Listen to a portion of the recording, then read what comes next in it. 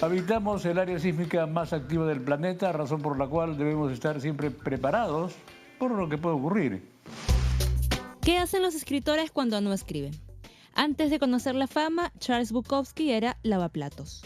Franz Kafka fue agente de seguros. Y se sabe que Mario Vargas Llosa tuvo hasta 7 trabajos al mismo tiempo para sobrevivir. Y es que el escribir es un oficio sacrificado y no siempre bien remunerado. ¿De qué viven los escritores? ¿Es posible corregir un cuadro histórico que se exhibe en un museo? No es lo usual, pero con ingenio es posible. De hecho, hoy lo veremos gracias a Jesús Ruiz Durán. Las melodías del sur andino suelen mantenerse en la memoria gracias a la tradición oral que se transmite de generación a generación.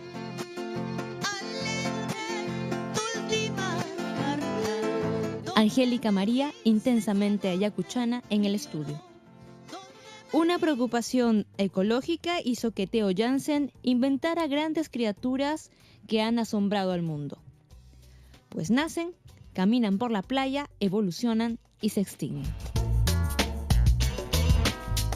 Iris Silva hizo una pausa en sus quehaceres periodísticos para entregarse en cuerpo y alma a la pintura. Hoy fuimos a su primera exhibición. Hasta no hace mucho tiempo, cuando alguien manifestaba la intención de dedicarse a alguna disciplina artística, la pregunta siguiente era inevitable. Sí, pero ¿de qué vas a vivir? Veamos la nota siguiente.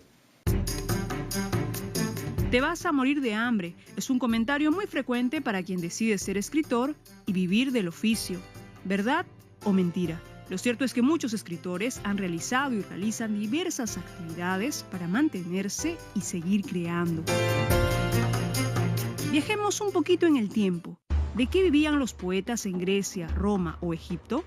Muchos de ellos de concursos y de ser escribanos o consejeros. En el libro Trabajos forzados, los otros oficios de los escritores, de Daria Galateria, se encuentran sorpresas. Franz Kafka fue agente de seguros en Praga mientras escribía La Metamorfosis. Antoine de Saint-Exupéry, autor del Principito, fue además de novelista aviador. Voló por aires africanos y sudamericanos. De esas experiencias nacieron El Aviador, Correo del Sur y Un vuelo nocturno. Charles Bukowski trabajó de lavaplatos y luego 13 años en el Servicio de Correos de California, tiempo valioso donde escribió El Cartero, su primera novela. Gabriel García Márquez, Ernest Hemingway, George Orwell y Mario Vargas Llosa fueron redactores de noticias, corresponsales y cronistas. Algunos escritores peruanos nos cuentan las otras ocupaciones que han practicado y desarrollan para seguir en pie dentro del mundo literario. Bueno, yo he estado bastante tiempo en periodismo. Yo he estado mucho tiempo en periodismo, sí. He escrito en los años 70 y 80 en casi todos los periódicos de Lima. Y estuve en el diario de Marca también en los años 80, ¿no? Entonces el periodismo es algo que me es natural, que ahora, bueno, escribo esporádicamente, pero me gusta bastante. Yo en lo particular me he dedicado más que a cuestiones culturales, quizás por una cuestión de que siempre he sentido muy relegada la cultura en el país y que es privilegio que tener como un grupo social al cual se pertenece. Yo soy medio apátrida y también no tengo mucha familia. Me he dedicado más a cuestiones que tienen que ver con la cuestión social, ¿no? Es decir, las reivindicaciones políticas, sociales, al estudio del género o cualquier otro aspecto sociológico. Por ese lado yo exploro la realidad que a la vez nutre, digamos, la creación, ¿no? Soy periodista del Diario El Peruano, editor de Cultura, y también soy catedrático en la Universidad Villarreal. Con eso me bandeo.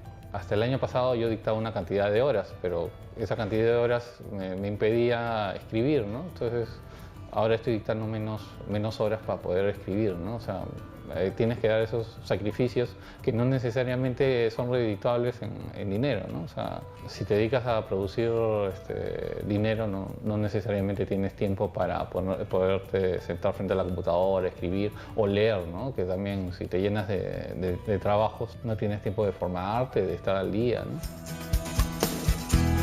Yo he tenido trabajos como corrector de estilo, redactor de revistas de todo tipo, desde las más académicas, como lo que fue la revista Identidades, editada por El Peruano, Trabajé en El Peruano, la agencia andina, algunos años, y también he pasado por revistas muy raras, ¿no? No voy a dar el nombre, pero es una revista de una óptica que hacía amarillismo periodístico, porque me hacían redactar artículos como los peligros de la cirugía láser en los ojos.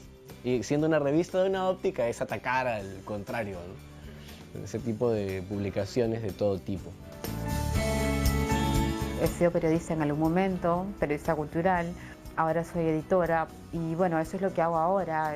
Ser editora es mi trabajo no de 8 horas al día, sino de unas 10 o 12 horas diarias. Son muy pocos los literatos que vivan de la profesión de escribir. Mario Vargas Llosa, por ejemplo, es una excepción. A sus 80 años de edad, dicen que posee una fortuna de 10 millones de euros y propiedades en España, Manhattan, Madrid, París y Londres. Ser escritor en el Perú me parece ceder a tus obsesiones por contar historias. No es para la gran mayoría de gente que se dedica a hacer poesía, narrativa, inclusive teatro, un oficio del cual se pueda vivir exclusivamente. Sin embargo, sí siento que hay una enorme mejoría con respecto a hace apenas 20 años, en el sentido de que es más fácil publicar tus trabajos. Hay con las editoriales independientes muchas más posibilidades de ver tu escrito efectivamente en librerías. El plan lector ha permitido llegar a un público que antes no consumía normalmente literatura. Para comenzar, el porcentaje que te toca de un libro, y esto es igual en el Perú o en Europa, es solamente del 10%, ¿no? Mientras que el resto se reparte entre el Estado, el distribuidor del libro, el editor del libro y la librería, ¿no? Entonces es toda una cadena que va sacando tajaditas de el producto, digamos, intelectual del artista, ¿no? Vi una declaración de Roberto Bolaño, el escritor chileno, que tuvo bastante éxito, y entonces dijo que las editoriales no suelen ser fieles a los compromisos que pactan. La única manera de poder, en cierta medida, cobrarles es a través de adelantos. Y yo soy hábil, le dice a una persona amiga, en pedir adelantos sobre libros que están circulando, pero se trata de libros de un número grande de ejemplares, ¿no? Los autores que publican en el Perú no tienen esa posibilidad. En un artículo titulado Poetas ad honorem, el recientemente desaparecido Rodolfo Inostroza describe claramente el pago que nunca existe para los poetas por su trabajo. Cuando te invitan a los recitales, una cosa es que te reúnes en un bar con tus amigos, ¿no? Te tomas unas chelas, se lean entre ustedes, ¿no? Pero cuando estás hablando ya de una institución, ¿no? O sea, cuando estás hablando de que una universidad o de que un ministerio te invite a leer, es porque supuestamente te están invitando porque están valorando tu trabajo. Tu trabajo y tu trabajo es la escritura. Entonces, cuando no hay, digamos, un aliciente económico que venga de un sector académico, institucional, gubernamental, bueno, sí creo que es una falta de respeto, ¿no? Sobre todo para un poeta del peso que tenía Rodolfo Inostroza. No hay que pensar pues que el escritor es alguien que vive del aire, ¿no? El escritor vive de su trabajo y no es un ser inspirado ni etéreo, sino que es un trabajador intelectual más, ¿no? Entonces hay que dar las facilidades. Yo creo que no solamente es cuestión de pagar puntualmente así recitales o conferencias, es algo que se tiene que hacer, es cierto, pero también preocuparse de toda una gran política cultural que tendría que haber en todo el país para que este mercado libresco pues tenga más peso y gravite más en la vida de los peruanos, ¿no? Entonces, la pregunta salta a la vista: ¿de qué forma el Estado ayuda a los novelistas, poetas y cuentistas? Se habla de repente de incentivar concursos, de fomentar premios, que no está mal, ¿no? Tendrían que ser a nivel nacional también es muy importante el aspecto de fomentar la lectura, ¿no? La lectura desde los colegios, aumentando bibliotecas también a nivel nacional, crear todo un hábito de lector, ¿no? Donde sí hay una política en favor del escritor, por ejemplo, en México hay becas para escritores, pero son becas. Hay numerosos premios literarios. En Chile también, un premio nacional de Chile es 100 veces diferente a uno del Perú. Aquí es una suma alzada. En este caso, el premio que acaba de ganar Carlos Germán Vélez, 45.000 soles. En Chile es un premio mensual que se da de por vida al escritor. El premio nacional es eso, ¿no? Hay una diferencia grande. Lo que se podría mejorar es hacer un proyecto más grande, o sea, que no sea solamente los ganadores del año, ¿no? Sino financiar iniciativas, como de hecho el mismo ministerio financia iniciativas en artes escénicas, por ejemplo, que está muy bien. Pero claro, es que las artes escénicas son más, de un lado, más vistosas, y desde la lógica ONG o ministerio, proyecto, objetivos, resultados, cantidad de participantes, es más fácil medir, y en muchos casos, porque lo hacen las ONGs y los ministerios, inflar las cifras en un evento de artes escénicas que en un libro. Sobre todo porque el libro, pues, así sea un tiraje de 1.000, 2.000 ejemplares, al momento que lo pones en la cifra para la evaluación técnica, son 2.000 versus 30.000 que se supone han sido beneficiados por un programa de artes escénicas. A pesar de las circunstancias, muchos jóvenes sueñan con construir increíbles e interesantes historias.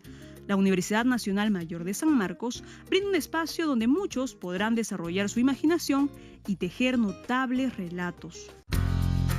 Se ha creado pues aquí en San Marcos la maestría de escritura creativa, de tal manera que nosotros formamos estudiantes que son egresados de cualquier carrera para escribir poesía, para escribir cuento, novela, hacer guiones de teatro o guiones de cine. Le pongo un ejemplo de un egresado de acá, que es Augusto Tamayo, que es un director de cine. Él estudió acá y se graduó aquí en San Marcos y es un autor pues, de cine exitoso. José Watanabe, por ejemplo, un poeta muy destacado, estudió guiones de cine, ni siquiera una carrera, sino llevó unos talleres en Inglaterra, pero lo hizo muy bien y hizo guiones pues, de películas célebres como La ciudad de los perros. Ser escritor o escritora es una faena de todos los días. En cada línea, en cada párrafo, en cada texto, los autores entregan su alma. Ellos merecen nuestro máximo respeto. Vamos a la pausa y de regreso volveremos con Jesús Ruiz Durán.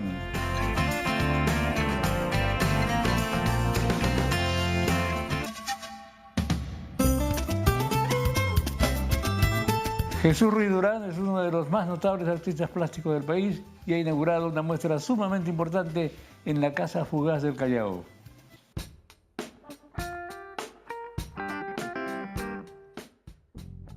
¿Por qué profanaciones y enmendaduras, Jesús? ¿Por qué profanaciones? Sí, para mucha gente son profanaciones sobre piezas más o menos clásicas, sagradas de la pintura peruana. Tú has venido y has metido la mano ahí. Yo he intervenido dentro de los cuadros, los he corregido, he limpiado, he metido a gente, he sacado, en fin, una profanación realmente a varios cuadros importantes de la pintura peruana. Uno de ellos, quizás el más grande de todos en físico, que mide como 10 metros de largo, que es La muerte de Atahualpa.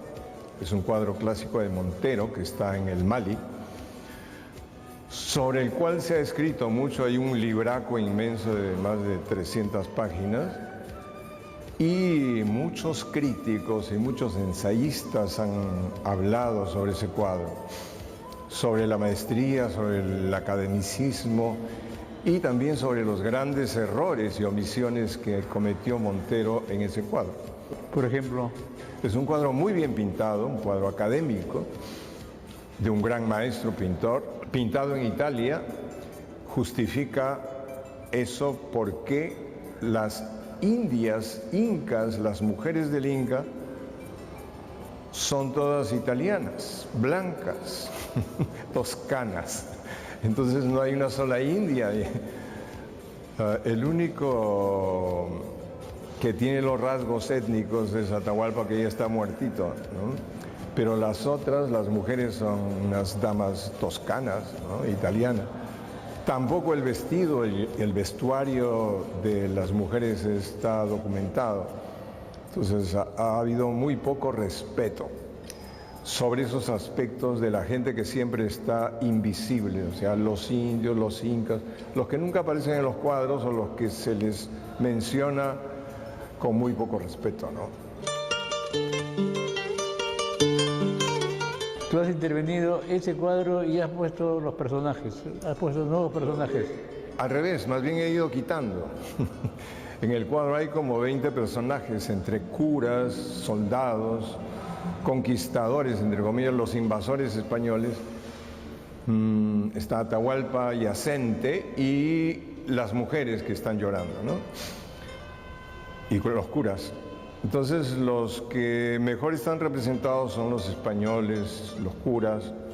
El resto, Montero no tenía la documentación en el lugar donde pintó como para hacer una aproximación más o menos documentada, ¿no?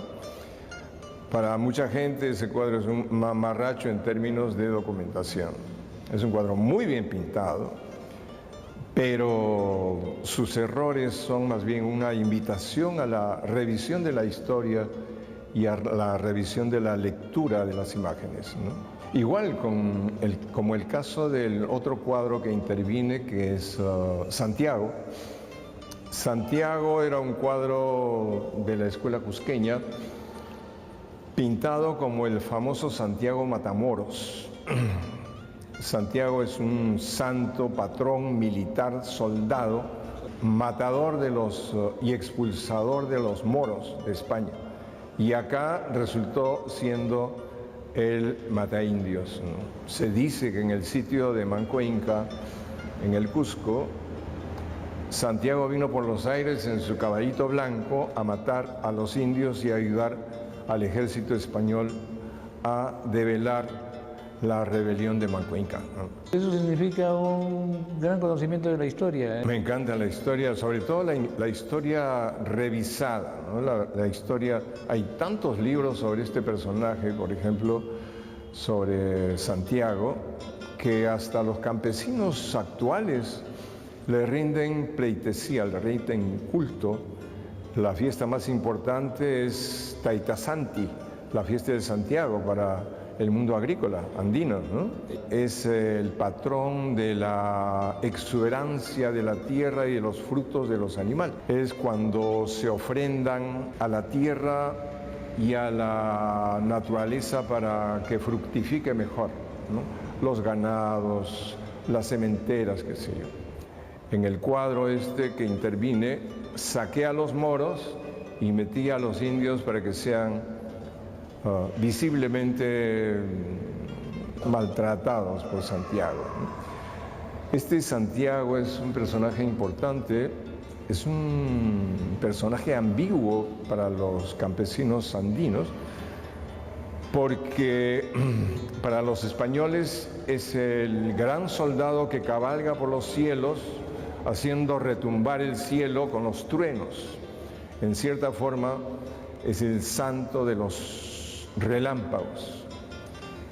Y en el mundo andino, el gran ser sagrado es el relámpago.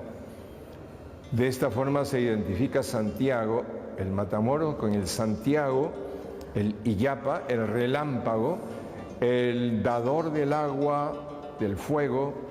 Es el agua, el río de fuego que está en los cielos en forma de estrellas, que baja a la tierra en forma de agua, el gran río de agua, y ingresa en el inframundo como el río de lava.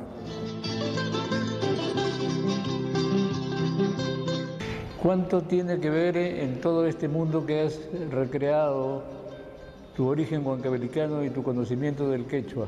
Mucho tiene que ver. Lo curioso es que el quechua que yo hablo es un quechua pocra y curiosamente este quechua es el más difundido de toda América. Yo he podido conversar en el Ecuador, en Bolivia, en Chile, en Argentina con los quechua hablantes y nos entendemos a las mil maravillas. ¿Por qué? Simplemente porque los chancas, que eran enemigos de los incas, en algún momento fueron aplastados por Pachacútec. Y Pachacútec los desperdigó por toda América, por todo el imperio incaico, ¿no? Ecuador, Colombia, Bolivia, lo que es ahora Argentina, qué sé yo. Y es un quechua que es bastante difundido, con muy pocas variaciones regionales. Y lo curioso es que en 20 segundos tú estableces una comunicación casi de complicidad con la gente, una hermandad automática. ¿En Huancavelica qué quechua se hablaba? Es el quechua de mestizo, pero mi abuela tenía una tiendita para indios, para campesinos, donde venían todos los campesinos a comprar sus velas, conservas, ropa, qué sé yo, y se quedaban tomando su traguito y contando unas historias fabulosas en quechua. Yo estaba metido ahí con ellos y hablando y escuchando todas sus historias. Hay un imaginario muy latente que tiene raíces muy profundas, que se mestiza, se mezcla con las historias pueblerinas de la sierra, ¿no? Jesús, ¿cómo llegaste aquí al Callao, en esta casona? Yo viví en el Callao en los años 60 y recuerdo esta zona exactamente, era una zona muy activa. Imagínate un puerto como el Callao, donde los chalacos compraban y vendían todo tipo de mercaderías lícitas e ilícitas que salían de los barcos. Y en estas tiendas se vendían productos que no encontrabas ni en Lima, ¿no? Porque eran directamente importados o negociados por los marineros, por los marinos. Era un tipo de mercado muy activo de artículos muy buscados que no se podían encontrar en otros sitios. Y la arquitectura chalaca de esta zona era bellísima, muy hermosa. Se ha reconquistado, se ha recuperado gran parte de ese señorío. Bueno, la exposición tiene una intención más bien de tratar de que el espectador haga su propia lectura de los cuadros o de cualquier otro cuadro que pueda ver, que tenga menciones históricas o antropológicas, ¿no? Porque siempre los pintores han puesto lo que era permitido en ese momento y han ignorado lo que el imaginario oficial ignora siempre. Los grandes invisibles han sido los indios, los campesinos, los andinos, y siempre se colocaba cualquier cosa en su lugar o en su representación. Y es lo que tú has hecho, visibilizarlos. Visibilizar un poco. En el cuadro, por ejemplo, de Hernández, La capitulación de Ayacucho, ese cuadro tiene una historia un poco larga, porque fue un proyecto teatral de Herbert Morote con 4 tablas sobre una obra que se iba a llamar Los Ayacuchos. Muy asociado a la época del terrorismo, cuando Fujimori entró, todos los proyectos culturales comenzaron a flaquear. El Banco de Crédito, que era auspiciador de esa obra, se retiró y la obra quedó en suspenso. Pero a mí me habían convocado para hacer el afiche y la idea era esto, agarrar el cuadro de Hernández, ampliar el cuarto y meter a los indios ahí, a los campesinos. Entonces ahí está Reinaldo Arenas, Pilar Núñez y toda la gente convocada por 4 tablas, a los que fotografié en la casa de 4 tablas vestidos de campesinos ayacuchanos. y los metí dentro del cuadro. Entonces era una forma de visibilizar a los invisibles. Bueno, gracias, muchísimas gracias. Y el público televidente invitado. Y gracias a tu público.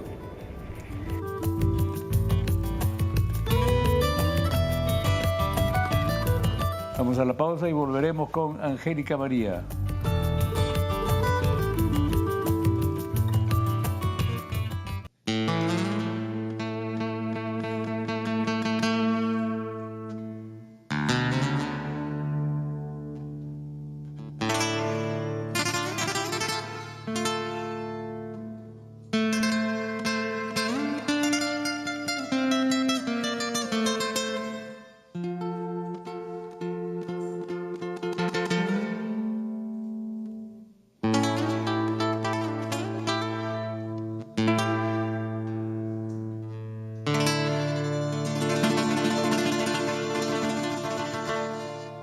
Lloraré en silencio negra, hecho pedazos mi amor herido.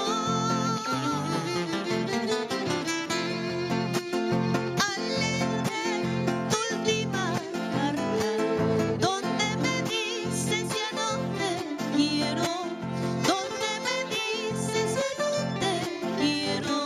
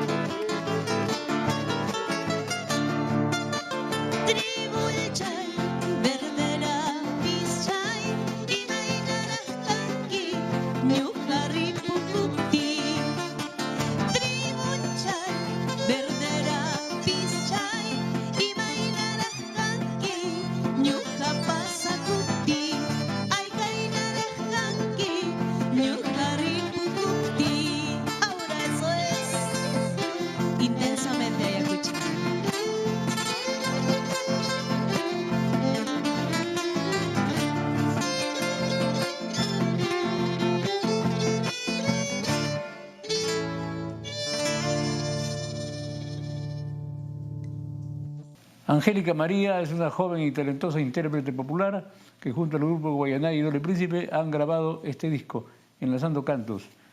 Angélica María estará este sábado 10 de diciembre junto a Kiko Rebata y Sile Llanes en la derrama magisterial de Jesús María.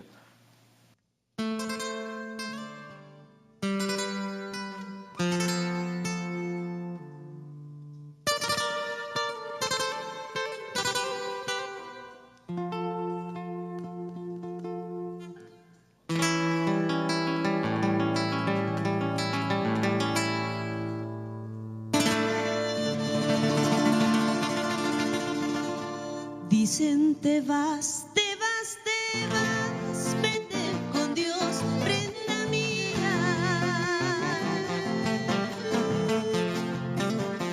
Dicen te vas, te vas, te vas, vete con Dios, prenda mía.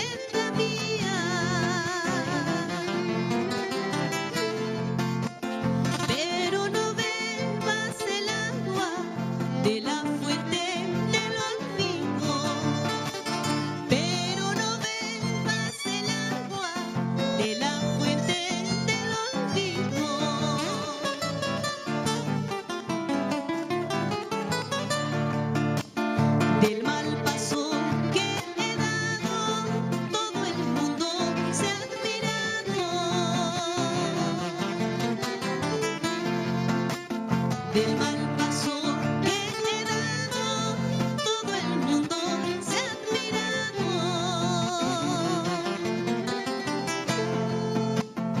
Unos caen y resbalan y de ellos nadie se admira. Unos caen y resbalan y de ellos nadie se admira.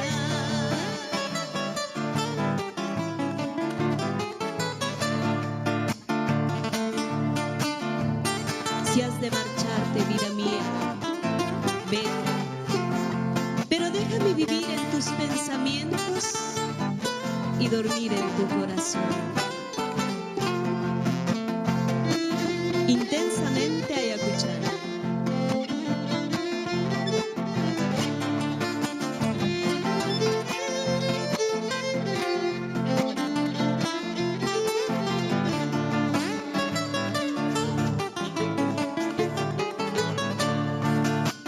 Canta, canta, guitarrita, para mi linda muñequita.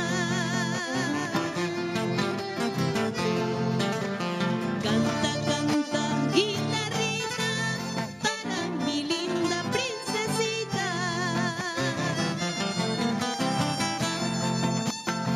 Ella sueña, ella duerme y con mi canto despertará. Ella sueña, ella duerme y con mi canto despertará.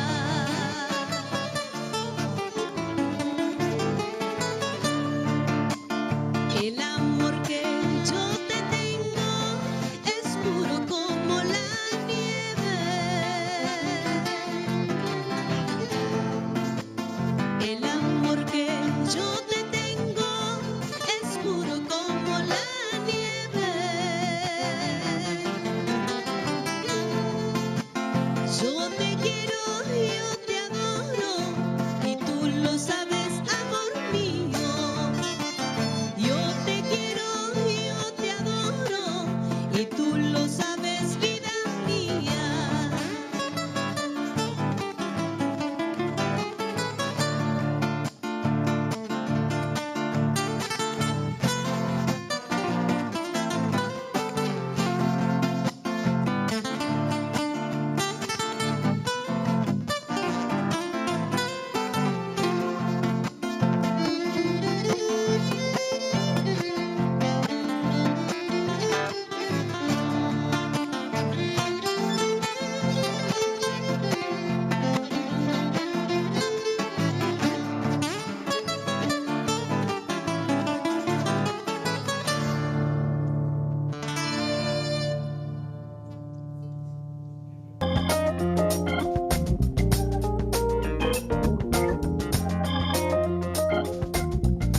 Gracias a la Fundación Telefónica, la ciudad de Lima recibe la visita de la familia Animaris, criaturas inventadas por el artista Theo Jansen. Asombrosas esculturas construidas con tubos de plástico y botellas recicladas, que se mueven gracias a la energía del viento. Animaris o Strandbeest quiere decir animales de playa, y son el producto de la ardua investigación de Jansen, obsesionado por diseñar organismos vivos.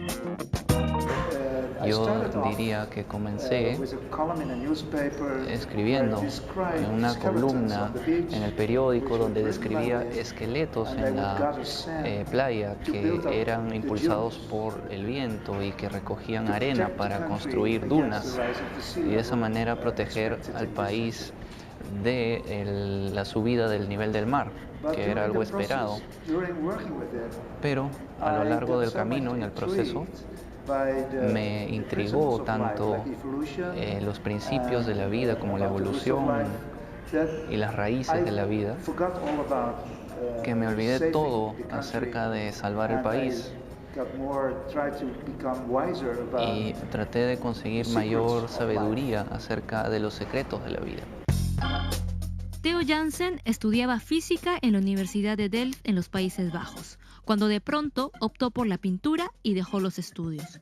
A comienzos de los años 80, Jansen comenzó a crear programas de simulación algorítmica de vida artificial a través de software, gracias al cual inicia su serie de esculturas.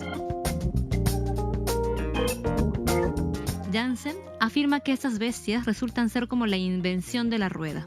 Incluso funcionarían mejor que ella, pues se desplaza sin esfuerzo sobre la arena. El secreto es la distancia que existe entre los tubos de las patas.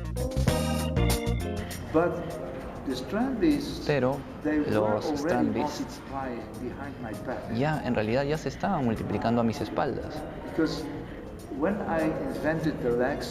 Porque cuando yo inventé el sistema de las patas, este sistema está basado en las proporciones de las longitudes de los tubos. Y debido a estas proporciones, los animales pueden caminar de manera que permanecen siempre al mismo nivel.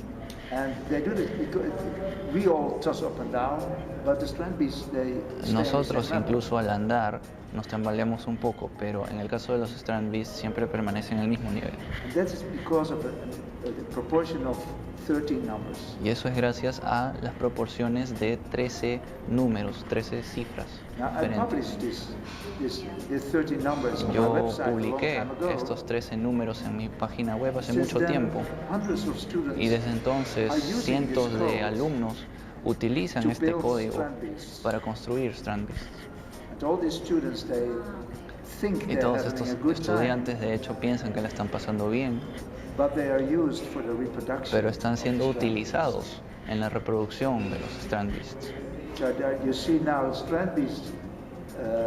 Entonces podemos ver que están emergiendo estos strand beasts en todos los rincones del mundo y sobreviven en los cuartos o las habitaciones utilizadas por los alumnos o también en sus libreros. La idea de la evolución está muy presente en la obra de Theo Jansen. El artista holandés inventa constantemente nuevos mecanismos para sus criaturas. Tiene muy presente la teoría de Darwin. Pone a prueba la resistencia de sus animales a los avatares de las costas danesas, y los que resultan útiles sobrevivirán y saltarán a las siguientes generaciones. De hecho, la evolución de los strand beasts la tenemos en este muro de lado. Tenemos este árbol genealógico con varias ramas de familias. Y por supuesto, la multiplicación es algo muy básico para la vida y yo he estado pensando en lograr que se multipliquen estos animales. Digamos que uno los alimenta con tubos y que comiencen a trabajar en crear otros strand beasts que también puedan multiplicarse y de esta manera que se reproduzcan los strand beasts. Y por supuesto podría tener éxito en esto, en hacerlo, pero necesitaría quizás unos cuantos millones de años más para llegar a esa etapa. Al conversar con él, uno piensa en Leonardo da Vinci y en todos aquellos inconformes y obstinados creadores. A veces tengo la idea que los strand beasts ya estaban en el aire en los años 90 buscando un cerebro donde aterrizar. Y yo fui tan suertudo que tomaron mi cerebro, el mío, y usaron mi cerebro para infectar al resto de cerebros en el mundo. Entonces soy solamente una víctima de ellos. En el futuro, el artista holandés prevé que sus creaciones se volverán cada vez más sofisticadas anatómicamente. Desarrollarán músculos, un sistema nervioso y algún tipo de cerebro que les permita tomar decisiones complejas. Y un día serán autónomas. Very small animals, they are being blown away on the beach very easy. So the bigger they are, the harder it gets for the wind to blow it over. But if they become very big, then of course you have a limitation that I cannot handle it on my own.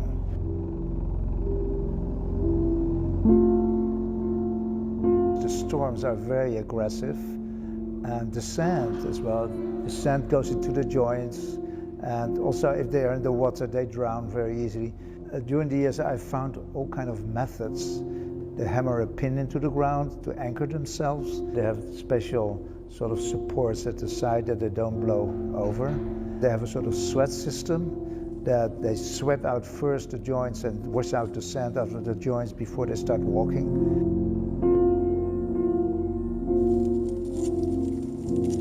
Every spring I bring a new animal to the beach and I work with it the whole summer. So I do all kind of experiments with the water and the wind and the sea. And at the end of the season, I grew a lot wiser about surviving. And then I declare the animal extinct, so it's dead. So it goes to the boneyard. But here in the exhibition, we can reanimate an extinct animal. Just like in Jurassic Park, you have dinosaurs which are reanimated, and we can pump up the wind stomach of the beast, and then it comes alive for a few moments. Iris Silva Aliaga llegó a Presencia Cultural como practicante de periodismo. Luego de concluir sus estudios, anduvo por el viejo mundo y a su retorno acaba de hacer su primera exposición.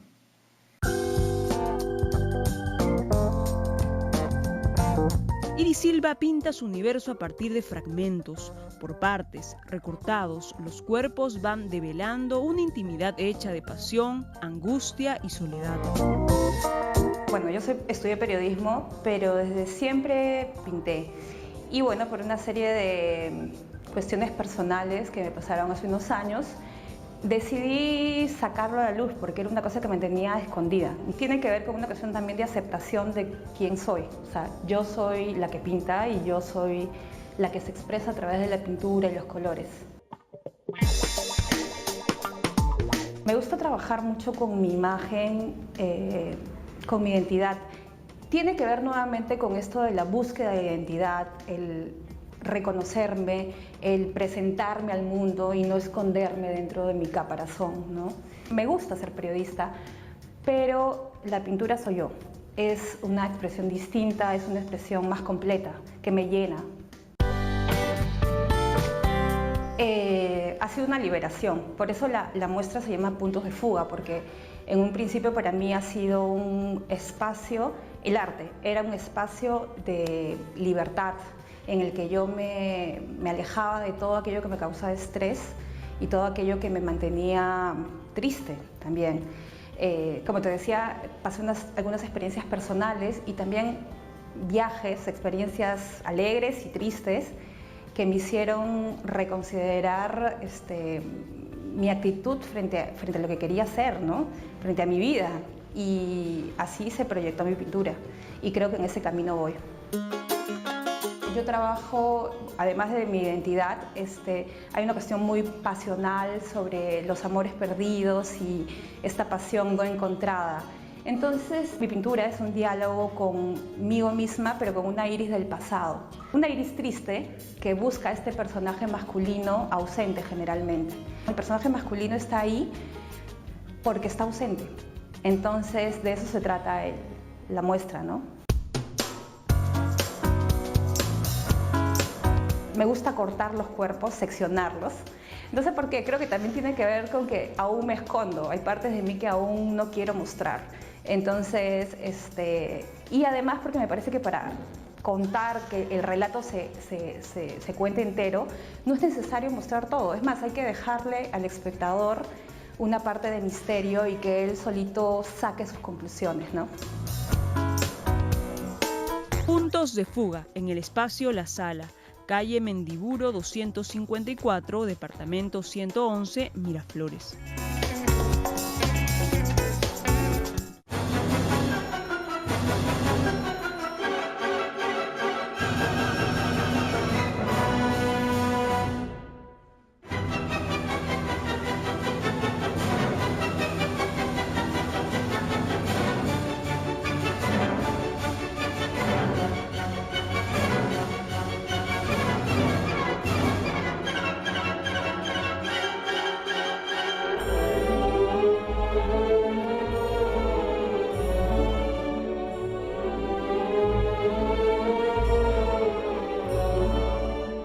Del 11 al 18 de diciembre, el Ballet Nacional del Perú y la Orquesta Sinfónica Nacional presentan El Jardín del Fauno en el Gran Teatro Nacional.